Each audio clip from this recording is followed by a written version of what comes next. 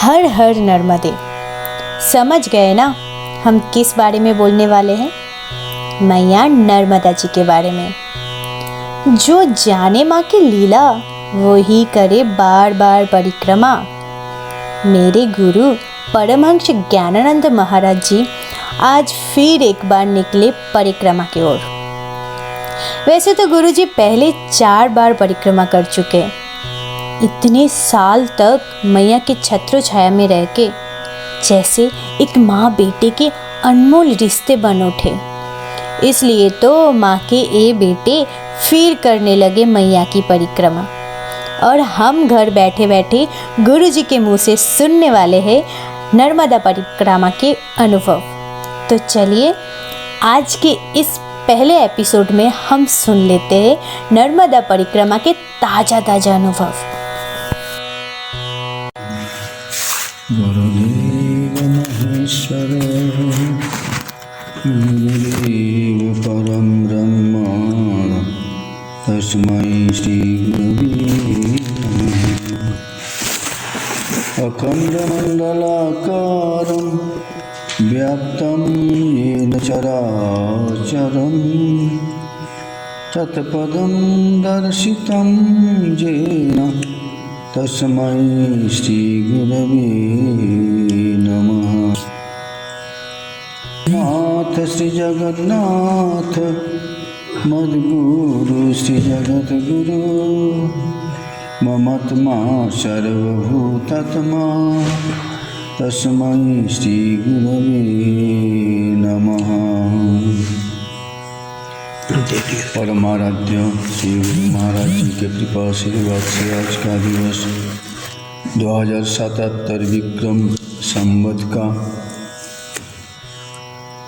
अग्रहायण दिनांक 4 कृष्ण पक्ष चतुर्थी तिथि माँ नर्मदा जी के पावन दक्षिण तट ननपा घाट परिक्रमा नर्मदा परिक्रमा। उपस्थित सभी जन के प्रति साधुवाद। ओम नमो नारायण।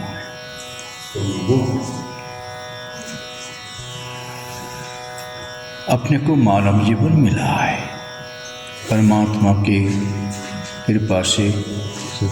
इस मानव जीवन प्राप्त करने के बाद अपने को क्या करना चाहिए, इसका विधान देते हुए श्रीमद् भगवद गीता जी में भगवान जी कहते हैं, अनित्यम सुखम लोकम मीमं प्राप्त भजस्यमं। ये संसार अनित्य है। अनित्य संसार में जन्म लेने के बाद मेरा भजन करो, मेरे को प्राप्त हो जाओ। किंतु इतना होते हुए भी जीव भजन करना नहीं चाहते हैं। कारण क्या है? कारण बताते हुए कहते हैं, अज्ञान तिमिरन्धस्य। अज्ञान अंधकार है। उसी अज्ञान से ही ढका हुआ जीव जब तक अज्ञान नहीं मिटाता तब तक ज्ञान का झलक उनके पास नहीं आ पहुंचता। बिना ज्ञान से कभी भी कोई भगवान की भक्ति के पथ पर नहीं उतर सकते। इसका विधान और भी है। उसी अज्ञान को मिटाने के लिए जितने भी प्रकार है, साधन का मार्ग है, उनमें से सहज साधन जो माँ नर्मदा जी के तप किनारे तपस्या करना। प्राचीन काल के जब ब्रह्मा जी संसार सृष्टि की रचना की, उनको तप करना पड़ा। तपो तपो तपो। ब्रह्मा जी शेष सज्जा में सोए हुए परमात्मा विष्णु भगवान के नाभि कमल से जन्म लिया। जन्म लेने के बाद उन्होंने कुछ समझ नहीं पा रहे थे, मुझे क्या करना चाहिए, क्यों मैं ऐसी अद्भुत रूप में जन्म ले लिया। तब उन्होंने अपनी आंख बंद करके ध्यान करने लगे। क्यों? कारण क्या है? आकाशवाणी उनके सामने शब्द ब्रह्म के रूप में प्रकट हो गए। तपो तपो तपो, तप करो। ब्रह्मा जी तप करने लगे। तपस्या से बिना तपस्या तप न सिद्धति। तपस्या के विगत कोई भी अपनी शरीर, मन और आत्मा, इन तीन की शुद्धता, आत्मज्ञान प्राप्त करके मोक्ष गति पा लेते हैं। ज्ञान विहीने सर्वम अनेन मृत्युर्न भवति जन्म सतेन। वही परिक्रमा करते हुए साधक श्रेणी चलते हैं। अब की साल अग्रहायण महीना का 3 तारीख से ही मां नर्मदा जी किनारे आके ननपा के घाट पर जो जगदानंद क्रिया जो कुटी है, वही कुटी के साधक भक्त वृंद आप पहुंचे। सूर्य किया परिक्रमा मां नर्मदा जी के योगेश्वर घाट से ही। परिक्रमा बहुत प्रकार के हैं। अपने घर बैठे माता पिता की परिक्रमा शास्त्र विधि के अनुसार भी, तुलसी जी की परिक्रमा, गौ माता का परिक्रमा, धरती माता का परिक्रमा, साथ साथ नर्मदा जी का परिक्रमा, बहुत प्रकार के नियम होते हुए भी जिनसे जो संभव है उसको अपना लेना। बस धीरे धीरे तीर्थ यात्रा के रूप में एक दूसरे घाट से एक दूसरे घाट से चले आते हैं। लेकिन परिक्रमावासी ही भी जो आ जाते हैं, साधु सन्यासी उनमें हैं, गृहस्थ आश्रमी उनमें हैं, नारी भी उनमें हैं, छोटे बच्चे लोग भी उनमें परिक्रमा करने के लिए आ जाते हैं। लेकिन बहुत सारे नियम उनके लिए प्राचीन पूज्य ऋषियों ने बता के गए। क्यों ना ये एक तपस्या है। परिक्रमा करते समय संकल्प लेते हैं, माई के किनारे जाके जल उठा लेते हैं, पंडित जी उनको संकल्प पाठ पढ़ाते हैं, मुड़ मुड़ाते हैं, घर से छुट्टी ले लेते हैं। जब तक परिक्रमा पूर्ण न हो तब तक घर से बाहर रहना। क्यों? फिर अपन मस्तक में मुड़ा लेते हैं, जनेऊ भी धारण कर लेते हैं, चोटी भी रख लेते हैं, माला भी पहन लेते हैं, तिलक भी लगाते हैं। फिर गुरु जी के दिया हुआ जो मंत्र है उसको भी जाप करते हैं, माई की आरती करते हैं। मतलब क्या है? मतलब एक है अपने भीतर जो छिपे हुए आत्मशक्ति है उनको जगाना। जब तक वही आत्मशक्ति को विकास न हो तब तक मनुष्य जीवन में किसी भी प्रकार के जो ब्रह्मानंद अनुभूति किसके द्वारा नहीं हो सकता है। मुड़ मुड़ाने का मतलब भी वही है, अपने मुड़ के भीतर बुद्धि सत्ता का ही विकास है। बुद्धि सत्ता में अब तक जो विषय बुद्धि जमा हुआ था उसको मैं उतार दिया और विषय की जगह में ब्रह्म बुद्धि में बसा लिया। ब्रह्म बुद्धि हमारे मन में बस जाए तो बस उसी में मैं रम जाऊं। जैसे मां नर्मदा जी अपनी जल की प्रवाह लेके, जल की भंडार लेके, वो जब नर्मदा जी जा रही हैं सागर की तरफ तो उनको कितने नदियां सारे जल का भंडार दान दे रहे हैं। माँ ले जाओ, माँ ले जाओ, मैं भी तुम्हारे प्रति जल समर्पित करके कृतार्थ हो जाऊं। इसी प्रकार नियम को पालन करते हैं। फिर जनेऊ भी धारण कर लेते हैं। जनेऊ का मतलब क्या है? त्रिदंड, 3 प्रकार के दंड हैं, कायिक, मानसिक और आत्मिक। 3 प्रकार के दंड धारण करके त्रिदंड जनेऊ चलते हैं। अगर आप कायिक को, शरीर को नहीं संयम करेंगे, शरीर को नहीं थकाएंगे, शरीर को तपस्या के द्वारा नहीं तपाएंगे तो उनका पाप नहीं जलेगा।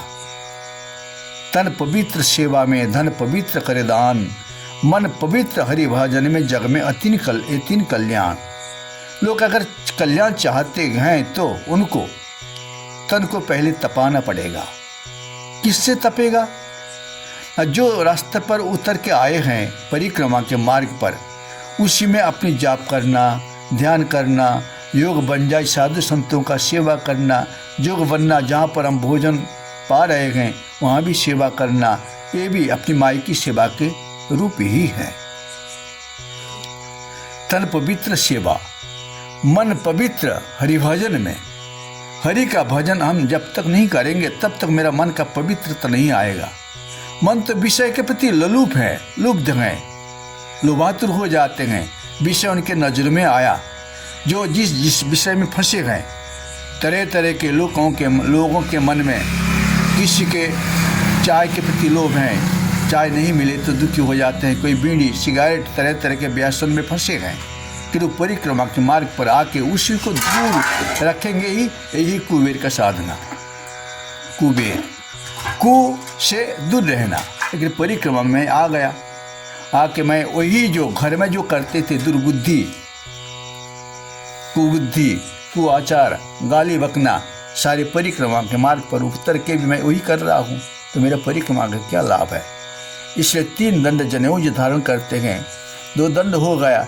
अब अपनी आत्मिक दंड, ऐसी हमें तपस्या करना है माई के किनारे आके, रेवा तट पर आके, तो जिससे मेरा आत्मा का कल्याण हो। आत्म कल्याण का मतलब क्या है? आत्मा मैं अगर ऊर्ध्व गति, मोक्ष गति के तरफ नहीं ले जा सकूं तो उनका अधोगति हो जाएगा। ये 3 दंड धारण करके परिक्रमावासी अपने रास्ते पर यात्रा करते हैं। फिर चलते चलते साधु संतों का समागम होता है। साधु संतों के सेवा करके उनसे जो ज्ञान मिलता है वही ज्ञान भी अपनाना है। आदि गुरु शंकराचार्य जी की कहना है, वेदांत वाक्येषु सदा रमंत भिक्षन्न मात्रेण चतुष्टिमंत। मतलब क्या है? कौपिन बंत खलु भाग्यवंत। कौपिन धारण करके भी जाते हैं। कौपिन का मतलब क्या है? संयम साधन करना। कुबेर जी के मंदिर के सामने भोलेनाथ जी का जो सवारी है, नंदी बाबा विराजमान है। नंदी बाबा के सामने आप जितनी पश्चिम भारत की तरफ जाएंगे, नंदी बाबा के सामने कछुआ देवता का भी पूजा करते हैं। शिव जी के मंदिर में ही उनकी मूर्ति स्थापना है। मतलब श्री गीता जी की उपदेश भगवान जी कहते हैं, सर्वेंद्रियाणि संयम्य मन हृदि निरुद्ध च। सारे इंद्रियों को तुम संयम करो, मन के हृदय में स्थापना करो। मूर्धना, जहाँ पर हमारे ब्रह्मरंध्र कहते हैं, सहस्रदल योगियों ने जिनको सहस्रदल कमल कहते हैं, वहीं पर अपने मन को निरुद्ध करो। जब तक मन को हम निरुद्ध नहीं कर पाएंगे तब तक मन विषय में भटकेगा और विषय अंतिम समय मुझे धोखा देने का संभावना रहता है। जिनके मन भगवान की भक्ति नहीं करके भोग में लगा रहता है, वही मन अंतिम समय जीव को धोखा देता है, जिस धोखा से उनको अधपतन हो जाता है। परिक्रमा के मार्ग पर परिक्रमावासी चलते हैं।